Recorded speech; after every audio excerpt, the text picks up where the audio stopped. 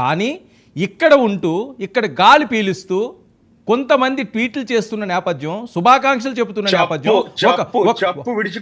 ఒక అమ్మ కాదండి, ఒక అసెంబ్లీ అస్సాంలో ఒక ఎమ్మెల్యే అయితే ఇంకా ఆయన ఏ రకంగా మాట్లాడుతున్నాడో అర్థం కాని పరిస్థితి. మరి దీన్ని ఏ రకంగా చూడాలి?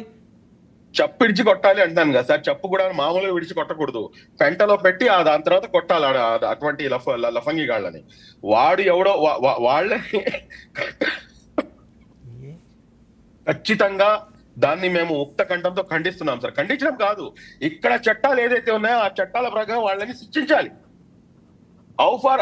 ఎవరు ఇప్పుడు అది కాదు సార్.